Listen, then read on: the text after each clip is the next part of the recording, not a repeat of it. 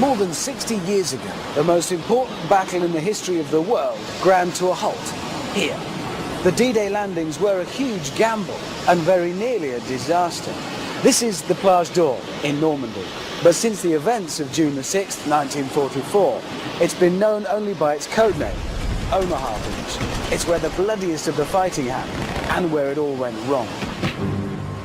But historians on both sides of the Atlantic are still arguing about the reasons why. And this is an ammunition tunnel, and that would be stacked high with shelving full of ammunition.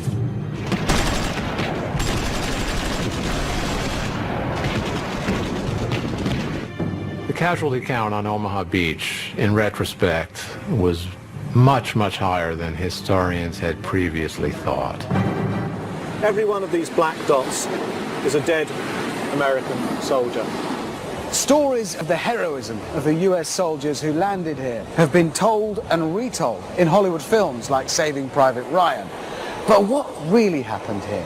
What was it like for the men who had to fight their way ashore? And how did they manage to win? The machine gun fire was going across the water. Yeah, I got hit twice with machine guns in the arm, and it just about tore my arm off. You know, there were a lot of dead bodies. There was no radio communication. None at all. Absolutely none. This is a film about training for Mission Impossible and what happens when that mission goes wrong. It's the full, true story of Bloody Omaha.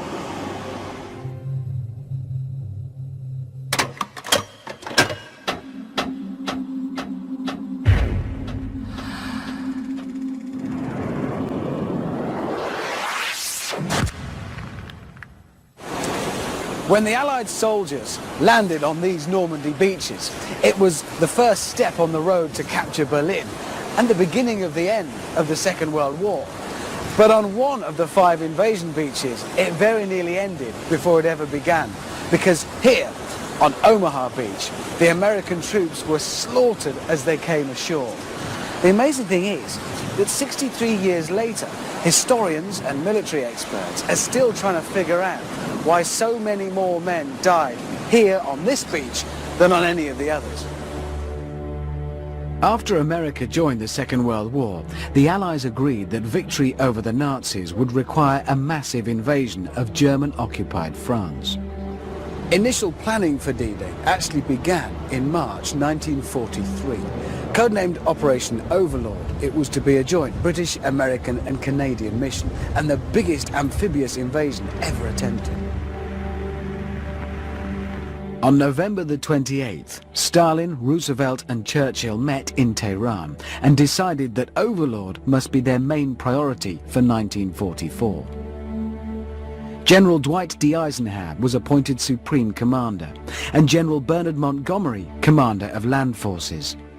The D-Day invasion would be based on surprise and on devastating firepower, and much of that firepower would come from across the Atlantic.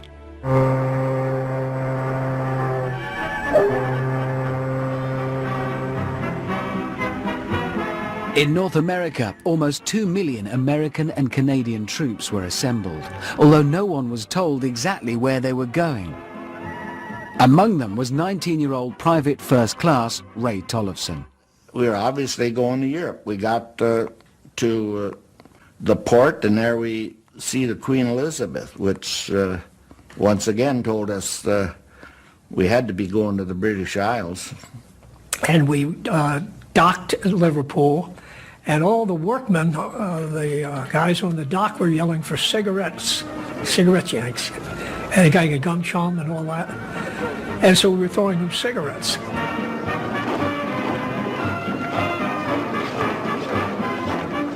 And then we boarded a train and we went on to Bude in Cornwall. And in Cornwall, they told us we were going to be billeted in private homes. And I was fortunate to end up with the Harry Ward family on, I think it was 21 Killerton Road, and it was a family thing. I was lonesome, you know, so it made it real nice. It was neat living in town pub across the street, bank across the street, fish and chips up the street. It was real neat. The scale of the D-Day plans was incredible. By April 1944, 2,876,000 troops were encamped in England. By May, the figure was well over 3 million. The whole of the south of England was one huge military training camp.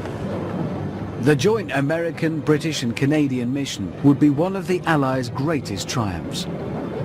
But more than 60 years later, historians are gaining a new understanding into how it might have ended in disaster.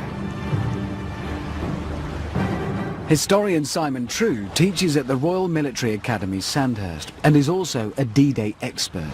He's trying to discover how a potential failure on Omaha Beach was turned into a victory. The Allied invasion of Normandy was to take place across a broad front, right along the Calvados coastline and at the bottom of the Cotentin Peninsula. It's a total breadth of about 80 kilometres, or about 55 miles altogether. The plan was an ambitious one. The Allies would land 130,000 men at 5 different assault beaches. The British wanted the element of surprise. The US planners wanted time for an aerial bombardment. The Normandy invasion is a function of a compromise. The whole thing is a function of compromise. If I gave a military problem to the British, right, not just an amphibious operation, any military problem, if I gave that to the British, they would come up with one solution. Right? If I gave the same problem, the exact same problem to American military leaders, right, they would come up with a very different solution. Now, let's put them both on the same battlefield and say that, gee, all right, come up with a plan for this. And what you're going to get is a compromise plan. And this compromise plan would have serious consequences for the soldiers landing on Omaha Beach. The Allies knew that if an invasion of this size was to have a hope of succeeding, everything about it needed to be meticulously planned. And one of the first things they had to do was gather intelligence about the Normandy coastline. In London, the British government asked the BBC to broadcast an appeal to the public to send in any pictures or photographs they had of the French coastline. 30,000 postcards and photos of family holidays in France arrived in the next post. In total, the people of Britain sent in 10 million images, allowing the Allies to build up an incredibly detailed picture of the coastline.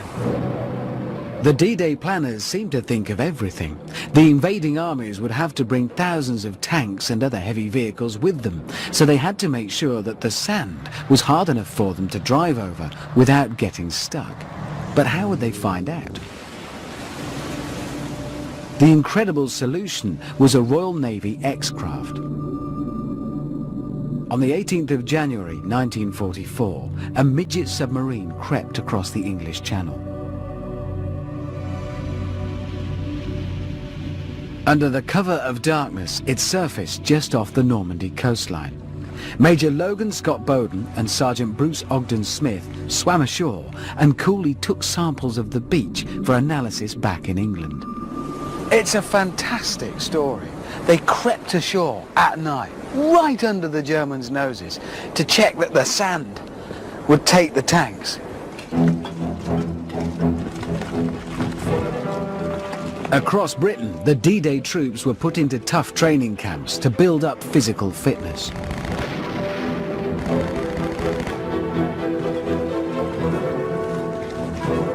I don't think there wasn't a day where we didn't have a speed march, where we didn't run at least 5-10 miles. That was just like getting out of bed.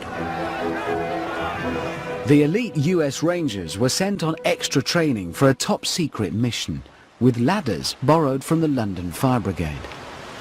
You knew it would be something in the line of high hills or cliffs or something of that nature there. We set up training down in the Isle of Wight, where there's some enormous cliffs down there, up at 200 feet in height. And they drop these rope ladders down, you go scurrying up the cliffs, and then you get up to the top of the cliffs, and they had this rope that they come down, put around your shoulders and around your leg, and drop you down, and you grab it like this, and it'll stop you. And we did that. We were 19 years old, 20 years old. That was fun. You're following the crowd. You're just going along whatever you're told to do, and that's the way you're trained. You're not trained to start analyzing and to suggesting you do this or that. You're doing what you're told, and that's what you go. With so many troops assembled in Britain, the Allies knew their preparation a complete secret. Hitler knew that the Allies were planning an invasion of Europe, and he'd ordered the building of a massive line of concrete gun positions, like this one, along the coast of occupied Europe, from Norway all the way down to the Spanish border. The Nazis boasted that it would be the greatest line of fortifications military history had ever seen. The Germans knew that the Allies were going to invade Northwest Europe. From the Allied perspective, the key issue was not that they knew, but that they did not know exactly where. The German High Command was divided as to where they thought the Allied invasion was most likely to come, but many in the German High Command thought it would come in Calais, the Pas-de-Calais, much further to the north. For the simple reason it's a much narrower part across the English Channel, less than 30 miles at its narrowest point. And of course the Allies knew that the Germans would be expecting this. The Allies now set about fooling Hitler into thinking the invasion would take place somewhere else, distracting his troops from the real invasion site on the Normandy beaches. In Britain, a top-secret group called the London Controlling Section began one of the best deceptions.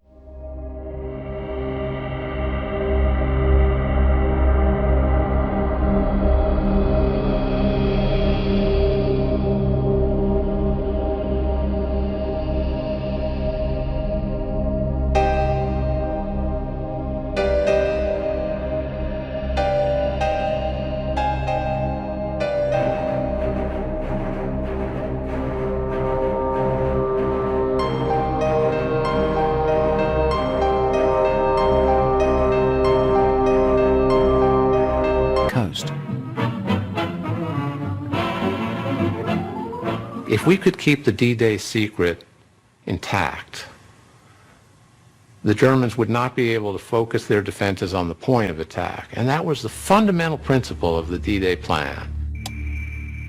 Using double agents, MI5 also sent messages to Germany about the presence of FUSAC, the first US Army group on standby in Kent and the southeast of England, to invade at the shortest route across the Channel, to Calais. FUSAC did not exist, but it distracted the Germans from these beaches. The Allied deception worked remarkably well. The German High Command continued to think, even after the D-Day landings, that the Allies were going to land elsewhere.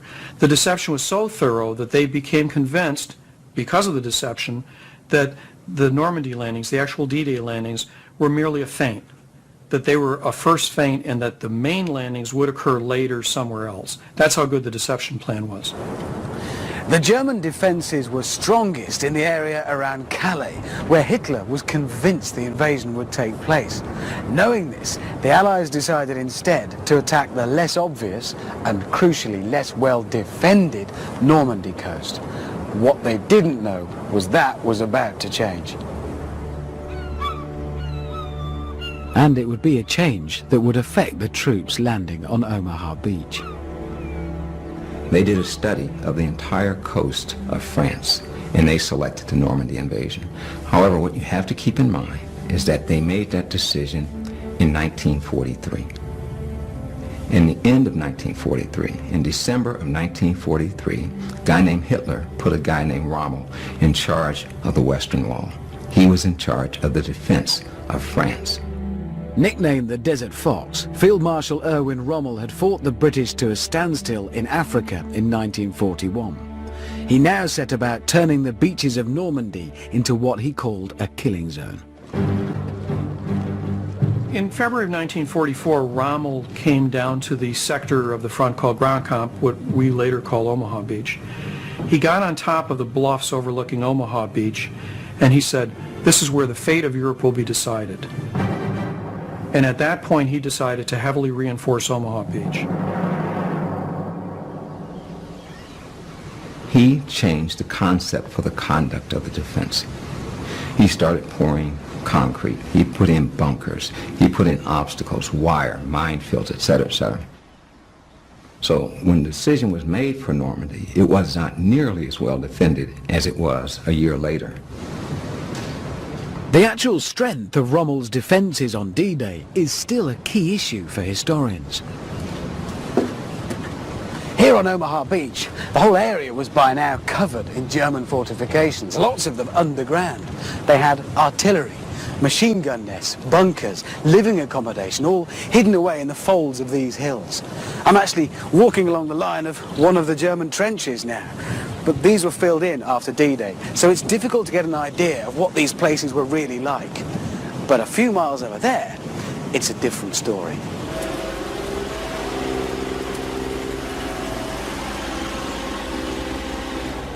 Military enthusiast Gary Stern has made an amazing discovery. An extensive German gun battery near the village of Grand-Combe-Mazy, just west of Omaha Beach. Buried since the end of the war, its re-emergence over 60 years later created news headlines. Just to give you some idea of the size of the guns involved in this, this is one of the 155mm shells that we found here. This one's live. It's going to go in a big hole somewhere and disappear forever. But this is one of the actual ones that was found just here.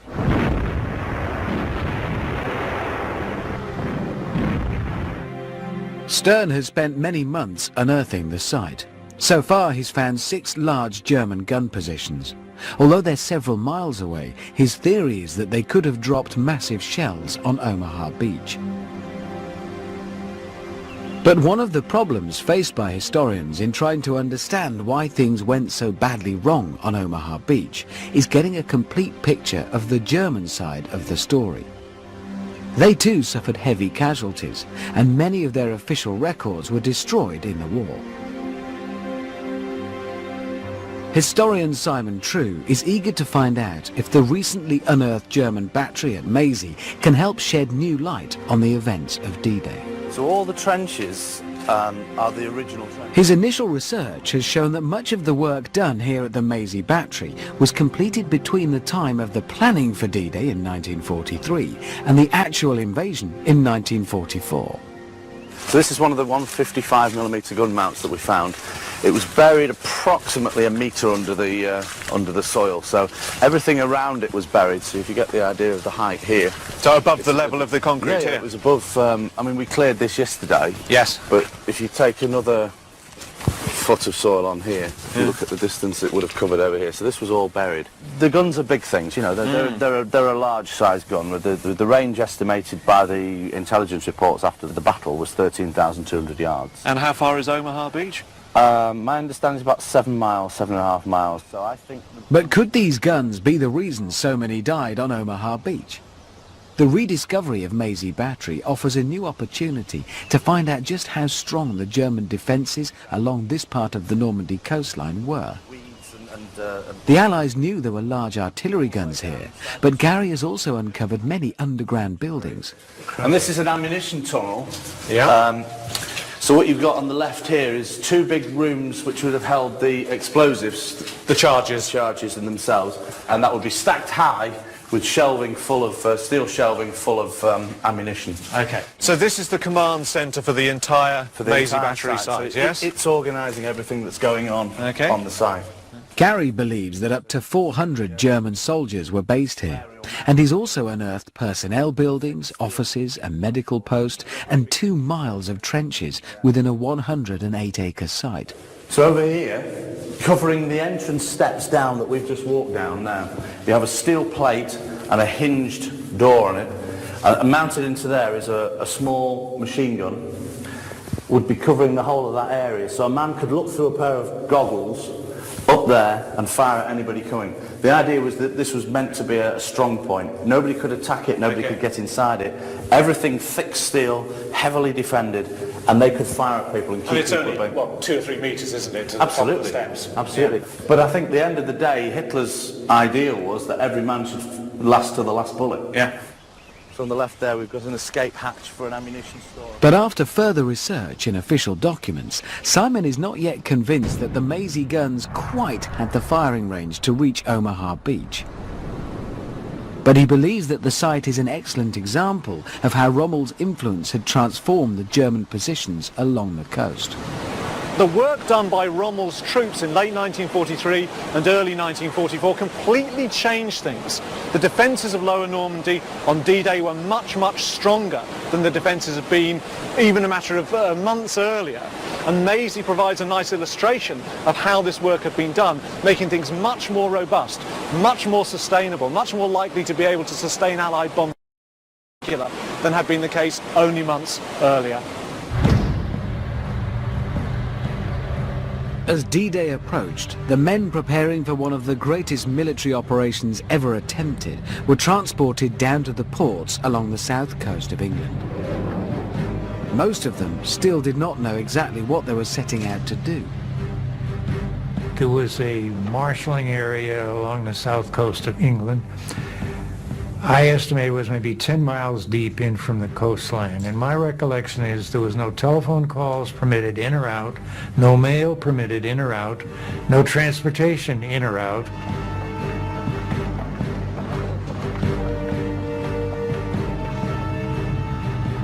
Well, the interesting word was bigot. There was secret, most secret, top secret, but the top of all was bigot. And that was the invasion plans. We knew we were going over into France or the Netherlands or somewhere. We were going back to what they call the Second Front. We were going to be part of the Second Front, and we knew we felt we were going to be leading it. I can't recall anybody ever saying to one another, I wonder why we're doing this. We just knew we were going to go into combat. And I guess we were idiotic enough to look forward to it. When you say, well, were you afraid of climbing the cliffs, or were you afraid to go in on the invasion, or you're afraid to do this or that, we were going to do it. There was a numbers game. Some were going to survive and some weren't going to survive. What the American troops heading for Omaha Beach didn't know was that they would die in far greater numbers than the troops on any of the other invasion beaches. But the exact reason for this has always been hotly debated. It had been suggested by some that the Allies failed to fully recognize the strength of the German forces at Omaha Beach. By the end of D-Day, captured German soldiers were identified as being from the 352nd Infantry Division. This was a considerable surprise, as they hadn't been listed by Allied intelligence as being there. The question for some historians is, could extra German troops and artillery that the Allies didn't know about be the reason so many died on Omaha Beach? This German map was captured after D-Day, but has only recently been discovered in the US National Archive. The historian who found it is convinced it helps solve the mystery of Bloody Omaha. One of the reasons that the U.S. casualties at Omaha Beach were so high was the presence of much more artillery than the U.S. Army expected. Because they didn't anticipate the presence of the 352nd Infantry Division, they didn't anticipate the presence of their artillery. That division had a full regiment of artillery. They had 30 tons of ammunition in the immediate area of the beach. Zaloga believes these extra field artillery units would have enabled the Germans to drop shells onto any part of Omaha Beach from a few miles inland without being seen. And all these little squares with all these little names are a trick that artillerymen use to direct fire very quickly and very accurately. So when D-Day occurred, all the forward observers had to do is they'd simply call in this name and say, I need 10 rounds of ammunition, I need 100 rounds of ammunition on this spot. Very, very quickly, very efficient, very deadly for the American troops on that beach. So couldn't that be the answer then? It was a failure of intelligence. They underestimated the strength of the troops here. I don't think so. The American intelligence analysts calculated that there would probably be about 800 to 1,000 Germans here at Omaha Beach on D-Day. And I think that figure is actually pretty close. Now, they didn't get quite the right formation. They missed the move forward of the 352nd Infantry Division to this area of Normandy. But I don't think actually that matters a great deal. During D-Day, there was something like 600 Germans probably in the beachfront defences, and they got maybe 1,400 reinforcements, so 2,000 men altogether. But they were very well armed. Lots of machine guns, mortars, plentiful artillery support. And the really important thing is that they've got dominating positions. From the bluffs, from these cliffs overlooking Omaha Beach, they've got superb fields of fire. They can dominate the beach. Okay, so they can transform this area into a killing zone. And it would be these dominating bluffs that would hold the real key to attacking Omaha Beach. Across the channel, the American soldiers who would have to land here were told to get ready. By the end of D-Day, thousands of them would be casualties. And I think it was on, and I'm guessing it was June the 1st. We still didn't know where we were going to go, but they put us on trucks. And I remember the canvas was off 2.5-ton trucks, and they trucked us down to a port. And that port happened to be Weymouth. Put on landing craft and taken out to the mothership. Still didn't know where we were going.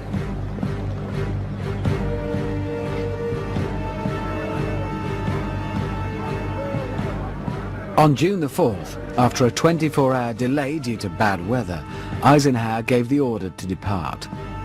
The invasion fleet of 7,000 vessels, 350,000 men and several million rounds of ammunition was ready. The planning was over. The invasion of Europe had begun.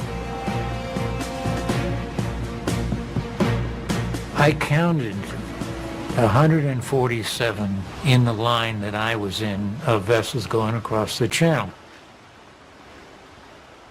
On my left-hand side, there was another column of ships. It goes from horizon to horizon.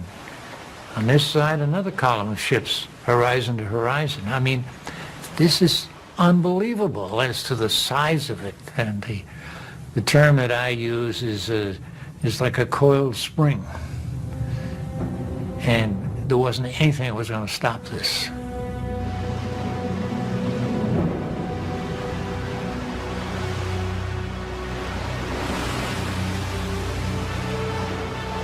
Some people were reading, had stuff to read and that there.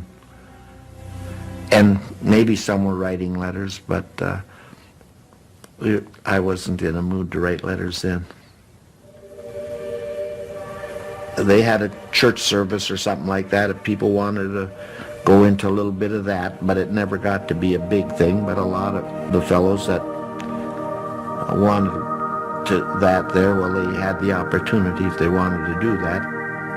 But there was definite quietness and a resolve, and you knew it was a numbers game. You knew some of us aren't going to be around.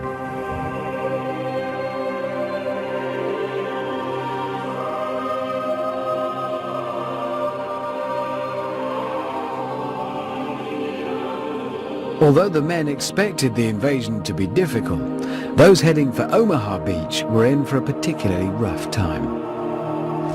Omaha Beach was potentially a nightmare to assault, and the Americans realized this. If we look at the shape of the beach, both in that direction and across it, we can see that it's got all sorts of challenges.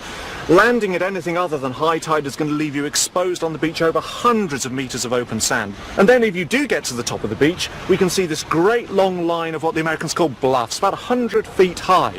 And the Germans had defense positions on the tops of the bluffs, dotted along the entire 6,000 or 7,000 meters of the coastline. The beach is also curved. This means that fire from this end, what we call enfilade, grazing fire, fired at a low level, the rounds are going to go an awfully long way until they come into contact with something. So really, really difficult place for the Americans to assault on D-Day. They said all rangers to your stations, and it must have been about 4 o'clock in the morning. So we got all our gear together and went to our stations where we were assigned to get into a specific landing craft.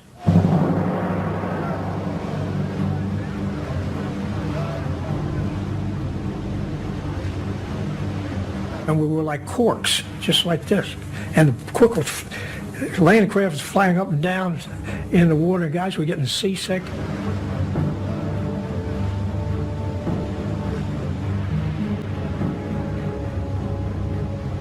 Water was coming over and we were bailing with our helmets and everything else. It was rough, and you were concerned about losing the craft. They were not big, and we really bounced around in that thing. And in fact, one was tipped over from F Company. A number of the fellows drowned. The plan was that from 6:30 a.m., 34,000 men, complete with tanks and artillery, would land in successive waves in a predetermined order along the length of Omaha Beach. An amphibious invasion is one of the most difficult military operations. Think about it. If things begin to go wrong, you can't retreat because behind you is the sea. The success of the invasion plan was based on getting the troops off the beach as quickly as possible. Was to keep them there. In the weeks before D-Day, thousands of obstacles were placed in the sand. Huge metal gates, booby traps, and metal constructions called check hedgehogs. They were designed to blow up the landing craft and slow the troops down, creating a killing zone on the beach. The majority of the killing, majority of the deaths will take place on the beach. That's where it will take place, and you want to get off of there as soon as possible. To make sure the men could get across and off the beach quickly, a massive aerial bombardment was planned. It was designed to take out the German positions dug in all along those hills. 450 American bombers assembled over Britain and headed towards Normandy. Once there, the plan gave them less than 30 minutes to drop 1,300 tons of bombs on the Omaha beach defences. Out at sea, the Navy were also to bombard the coast with their guns. The idea is that before the troops go ashore, the German defenders will have been hammered from the air and from the sea. They will have been pummeled by a relentless bombardment, lasting in this case about an hour before the Americans go ashore at Omaha Beach. Well, man, when you watched it coming in, it was a major fireworks there, like the big battleships and cruisers and the rocket launchers. It seems like they could run off like about a dozen at a time, you know, and just scads of those going up there that you felt sure, oh boy, this is going to be a cakewalk, you know. The aerial bombardment of Omaha Beach was absolutely critical to the Corps plan. And very simply put, the quantity of bombs descending from the sky against the German defenders was thought to be so intense that nobody could live through it, or those who did live through it would be so stunned as to be incapable of defense. And then along about 5 o'clock in the morning, I think, we hear this big roar of the bombers, the B-24s, tons and tons of shells. And we said, oh, now they're going to get it, you know.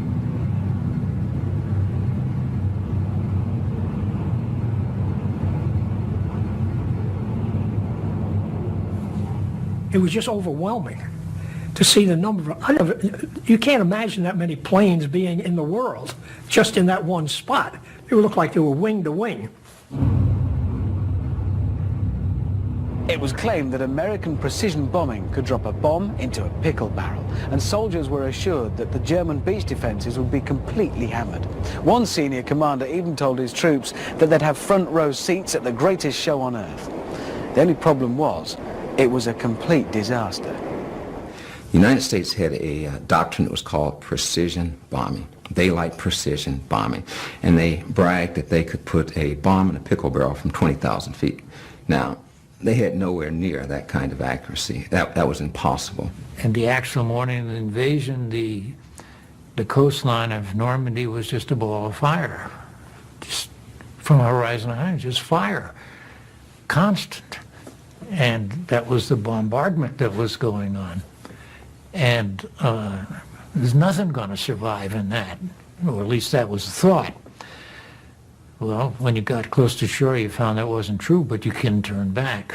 Americans needed daylight precision bombing. So what they did was they gave them 30 minutes, actually less than 30 minutes, right, to bomb the beaches there.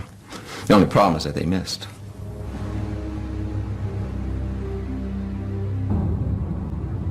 The aerial bombardment was a complete failure. The German defences were completely intact, and now they knew the Allies were coming. The element of surprise had vanished. We were told that they were going to bombard the beach. We were going to bombard the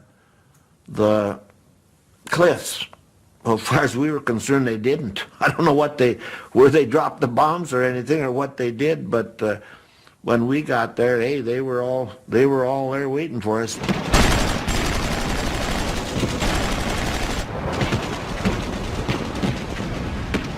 Key to the success of the landings on Omaha Beach was a special mission to capture a German stronghold called Point du Hoc.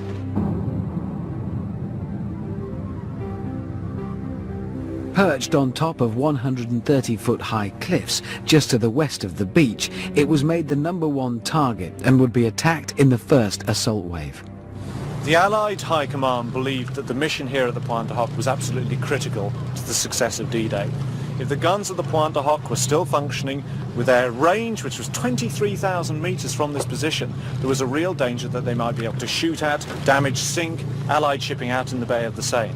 So from the American point of view, First Army's success at Omaha Beach was integrally tied to the assault of the Point du Hoc. In the end, the plan they came up with was not a complicated one.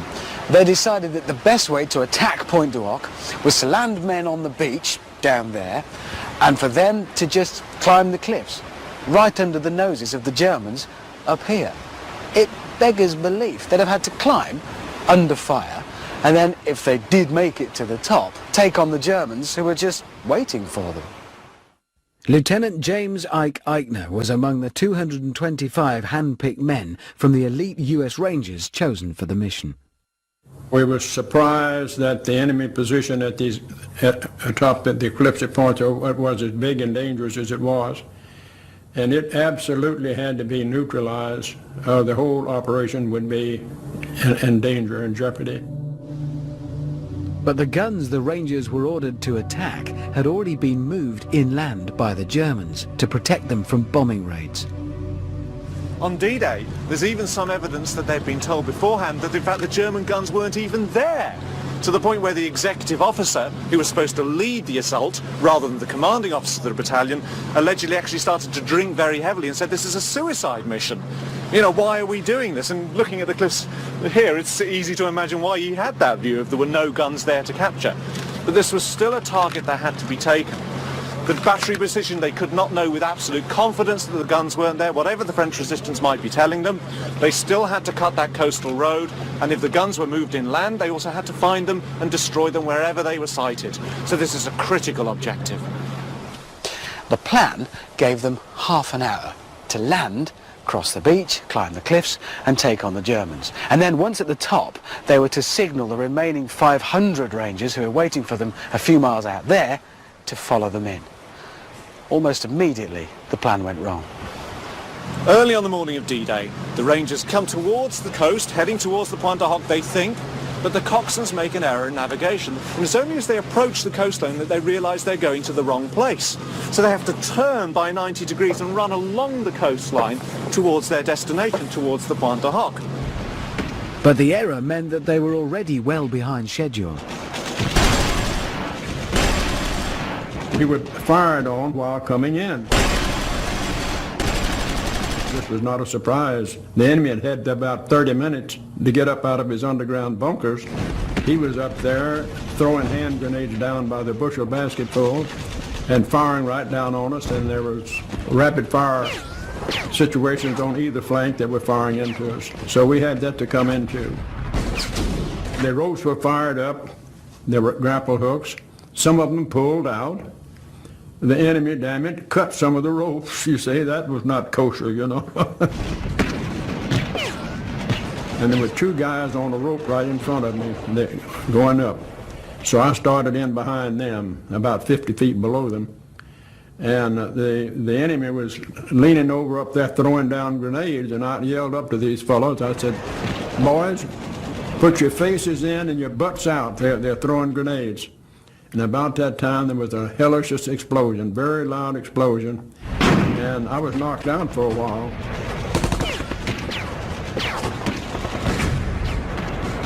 Against all odds, the Rangers' first assault unit made it to the top, and after heavy fighting, they found the German guns a mile inland and destroyed them. It was an amazing feat, But because these first guys were delayed, they weren't able to send the signal to the reinforcements to come in by the allotted time, which meant out at sea, the remaining 500 or so US Rangers now put Plan B into operation.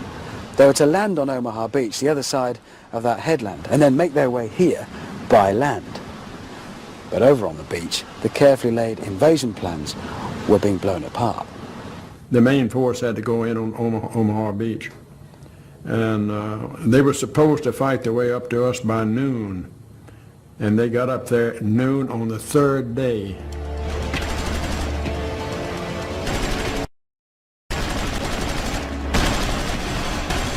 On Omaha Beach, the German defences were completely intact.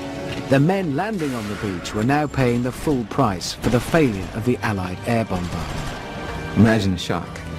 In other words, you're told that you're going to see greatest firepower show on Earth. And then you hit the beach there, and everybody's alive. All the enemy forces are alert. Yeah, it's going to be a bloody day. It's going to be a bloody day. It was a bloody day. The first troops hit Omaha Beach shortly after low tide. In front of them was 300 yards of open sand. As they land, they're in a natural killing ground. They're on beaches that are completely exposed to enemy fire. There is no cover. There's no trees, there's no trenches, there's no nothing. The troops are out there in the open.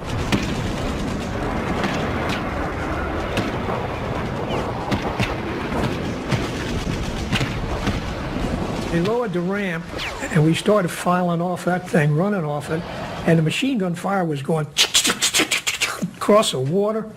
88s were landing there. Screaming Mimis were coming in. It was just pure hell.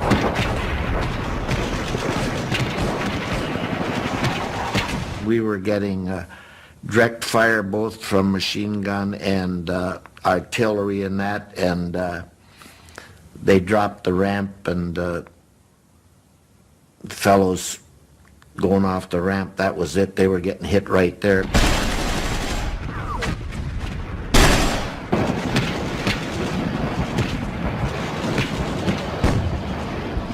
The machine gun fire was coming in there, and our first sergeant, he just flopped down there. The first two guys, they were just getting, so no, may as well try it another way.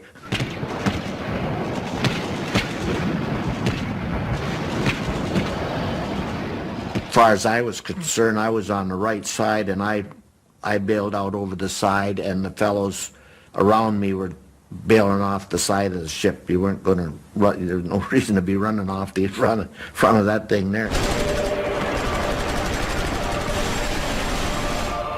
You couldn't see from where the fire was coming.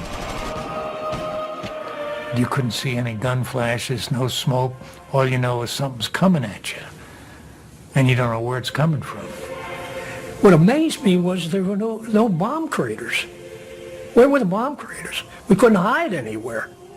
Well, there was just a mass of fellows laying all over the place over there. It was absolute slaughter.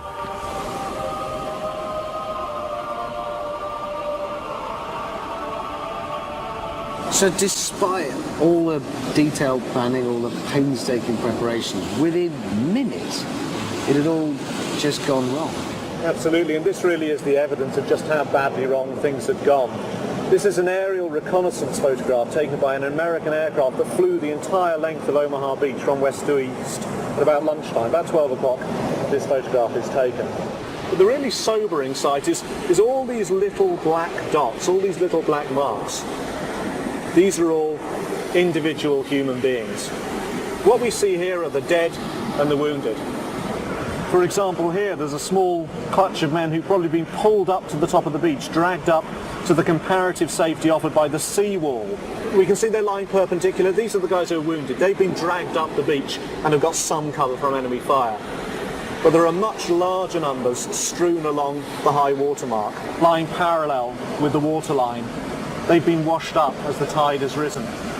Every one of these black dots is a dead American soldier. In this single photograph of one small sector of Omaha Beach, there are over 100 young Americans lying dead along the high water mark. And if you imagine that this photograph, in order to get a mosaic of all of Omaha Beach, you need many of these alongside one another, many of them looking just like this. We get some sort of sense of the sacrifice made by American young men in order to unlock the defences of Omaha Beach. Hundreds and hundreds all along Omaha Beach.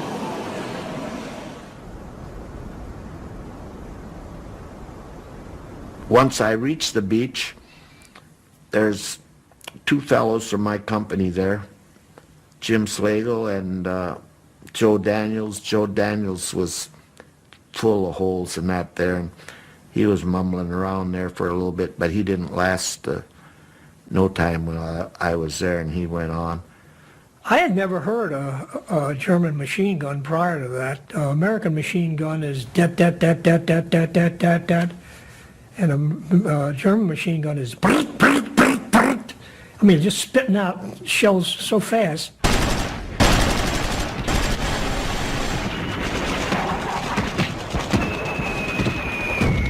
I got hit twice with machine guns in the arm, and it just about tore my arm off when it just flew me backwards and into the water, and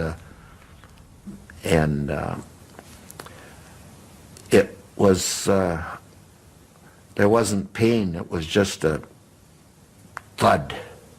You didn't really know what was what till you looked down there, and my arm was just dangling, and the blood was just flowing out of there like it looked like I wouldn't last a minute and I'd have no more blood.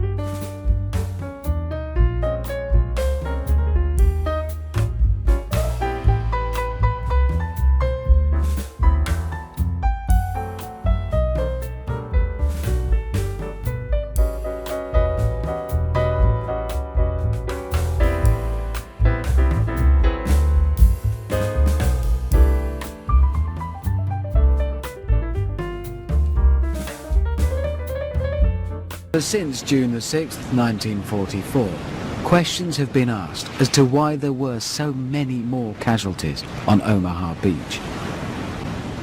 Simon True believes that senior American commanders not only accepted the possibility of high casualties, but had planned for them. So given its situation, given what they had here, was this always going to be a bloodbath? Was it just inevitable?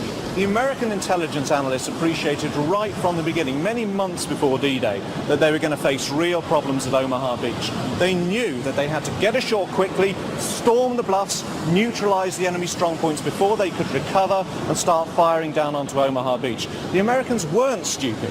They realized that they might face really difficult problems here, and they might sustain potentially thousands of casualties. The American First Army actually calculated that they might lose as many as 6,000 men at Omaha Beach. Actually a figure not very far from the truth.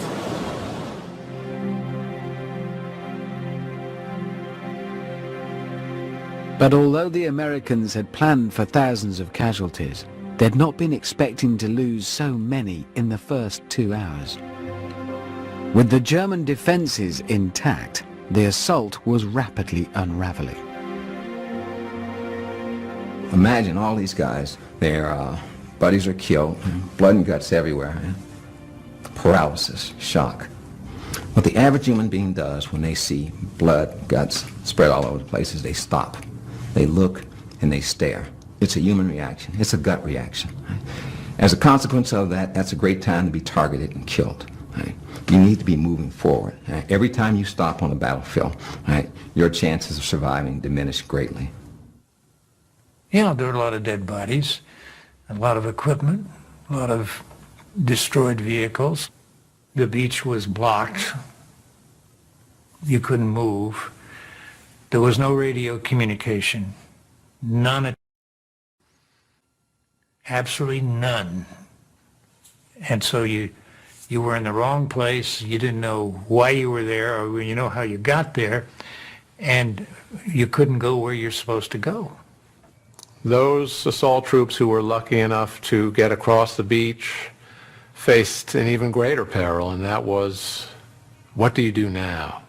And for the moment, the only thing they could do was lie on their stomachs, because if they raised their head or stood up, they had a good chance of having it blown off. You couldn't go back and you couldn't go forward. When I was hurt, shot on that there, and I'm laying on the beach, I felt bad that I wasn't able to be part of the group I was with. In fact, my conscience bothered me that I didn't. Here I am, just laying here. That bothered me.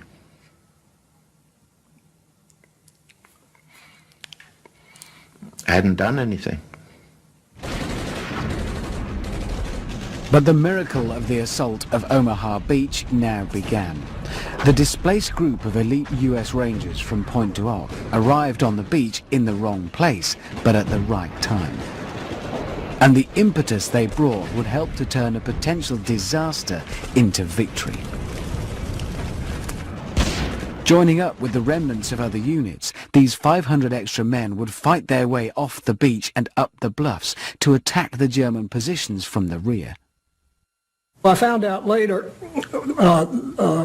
that a general from the 29th 116th Infantry came up to Colonel Snyder of the 5th Rangers, and he said, "We're jammed up on this beach." He said, "You got to get these Rangers off the beach and lead the way up that hill."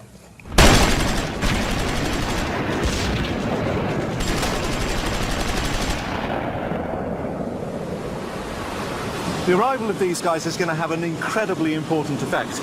Going up those bluffs, inland to the village of Vierville, securing a defensive position against German counterattacks and outflanking the German positions along the bluffs here. It's going to be absolutely critical to the American success. They pass the word when that wire blows, everybody goes through that wire and we go straight up that hill and everybody stays in line.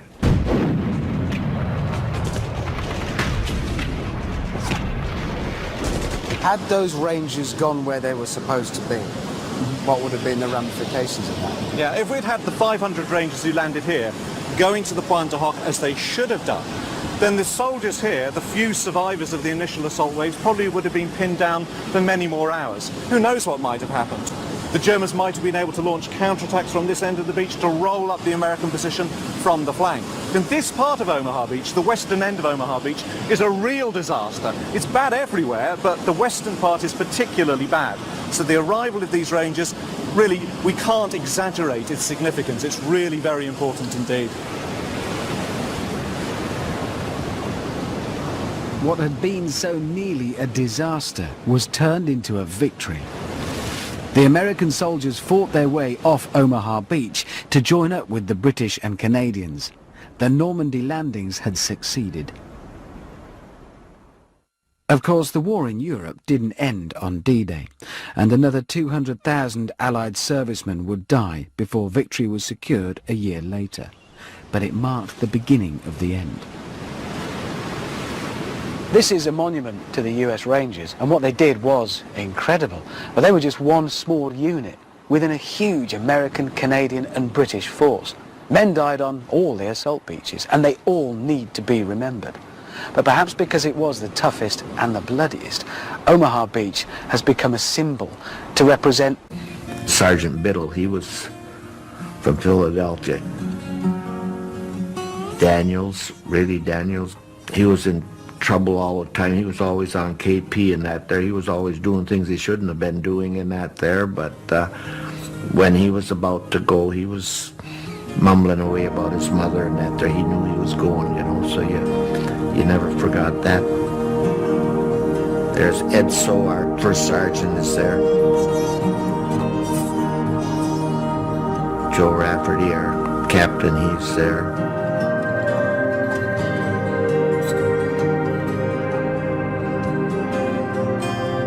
When you wonder what the biggest impact was in your life, you know, well, D-Day was my biggest one. Nothing came close to believe that,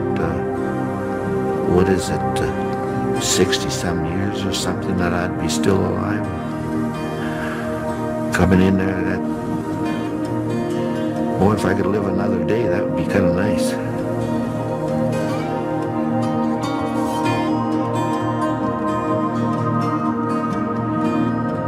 If you'd like to learn more about Omaha Beach, listen to our podcast or talk to our expert, log on now at bbc.co.uk/timewatch.